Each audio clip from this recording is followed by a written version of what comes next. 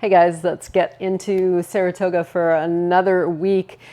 And I was surprised when I checked things out, and it's actually hitting at about 40% favorites, which for Saratoga is pretty high. I mean, some of those favorites are paying like 7-2 or 4-1, especially on the turf, but still, it's favorites. Hopefully the weather will cooperate with us this week. I'm just going to blow through. There's like 3 or 4 favorites on the card today that I don't really even want to try to beat.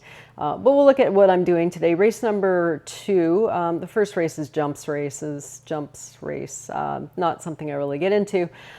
In the second race, to kick off the early pick 5, the 7 Cousin Andrew, one of those likely heavy favorites that I'm not going to take a stance against.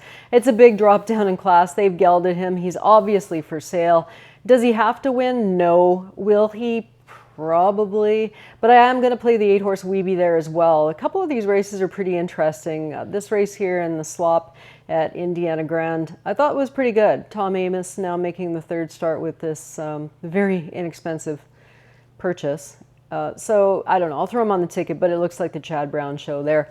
Race number 3, I'm spreading a bit in here. This is a couple of pretty quick dashes in the turf here this afternoon. The 3-horse Take the Back Roads, another likely favorite. This another Amos horse. He's definitely on my ticket, but I'm doing some support here. I'm going to throw the Rosario-ridden number 1 Sweet Surprise. Tim Hill's, not one who fires with these kinds, but I was intrigued that Rosario actually took the call. The 2 Lockstep, again, George Arnold, not a big stat for him, but there's a little bit of pedigree there, so I was kind of interested. I don't find this field overly strong. The 7 Leviosa, if she has any jam in her, she should be tough. She actually wasn't all that far back at Gulfstream, and that track can be tough. Some horses just can't handle that, what we like to call the derf. The 4th race, here's a key. I can't get past the 4-horse Coffee Bar. Comes with obvious credentials, Ortiz getting in the saddle, just whatever. I'm not going to go on and on about that. That's one of the favorites I don't even want to mess around with today. Race number 5, the 5-horse Sport Model, again going to be probably a short price Sport Model.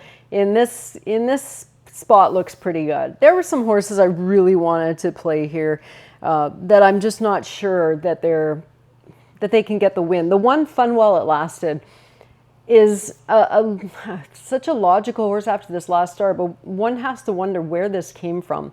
That was such an improvement over anything else that she's done. Maybe she just liked the track at Belmont more than some of these other turf courses she's been on. I don't know, but that was a huge improvement. She's risky to me. I like the 2-horse Buy Hubby Hello Money. I bet her last start off of the Bob Dunham claim. He doesn't run many horses, but he's been very effective over the years with the ones that he does enter. She'll definitely not be 21-1. I wanted her last time. The other one I'm playing in here will be the 8-horse as a supporting cast. I put her in the 2nd spot. She's a dirty dancer.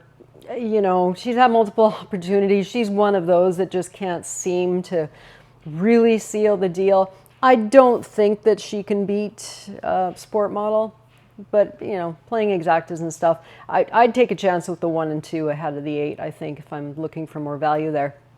Race number 6, this one, another one where it just looks like there's going to be short prices. Is it the 3? Is it the 4? I don't know. I'd kind of leaning to the 3, Empress of War, but obviously the 4, Shamalama Ding Dong, at a very, very low price off of this last start, has to be considered the major danger. Throwing in the 1-horse Towering Orbit as well. Didn't do a lot of running here, but I thought for a debut it was okay. I like the fact the blinkers go on and Rosario sticks. That's kind of important to me. 7th race, one of those where another grass race, the 9-horse. Actually, this is one race I like. This one I'll talk about for a minute or two. Whoops, I've lost my 7th race. People. The 1-horse Montauk Daddy. Does this horse, he's going to be, to me, he's going to be overbet. I never like this pattern. When a horse is in good form, the grass races are out there. You can find them. There was the other races he could have gone in. But off of a kind of an abbreviated, he ran a lot last year, but then they gave him a little break, got ready for the turf. That was great. Good effort coming back. Another solid effort, slightly regressed on the Beyer Fig this time, and then back on the shelf again. You know, why did he need to be freshened again? The work pattern, 6th of June and 14 days, and then another, what's this, 29 days. That's just weird. I'm against this horse. I haven't included him. I'm taking a stance here. I could be wrong. It happens, but on the ticket, the 3-horse convection, the 5-horse Our Destiny, but the one that I quite like today is Wild William, the 9. Wild William, he definitely fits at this level. Kelly Breen, second start. There were some nice efforts for this horse last year. Castellanos rode him last time. I think you'll get a little bit of a different go. Showed decent speed in behind a very quick pace last time. He was just in too tough last time, and Anon won. This is a much more reasonable spot for him as he gets in, you know, back into a 50 starter. So I like that race. The rest of the races, you know, Aunt Cat in race number 8, more than likely the one to beat. Also probably going to take the 4-horse Casual. Other than those two, I don't see too much going on there. The 9th race.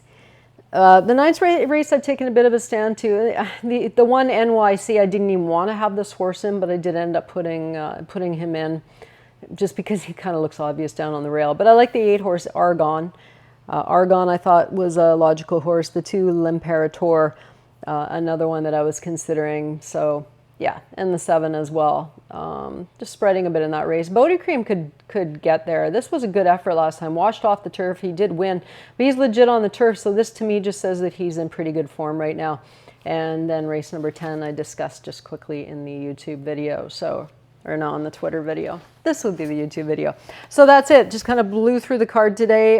There are some races I like. Again, 40% favorites hitting. So sometimes you have to just jump on the ship and sail along with everyone else, especially if you're playing those pick 5s. Have a great day at Saratoga and enjoy. We'll make some money, hopefully.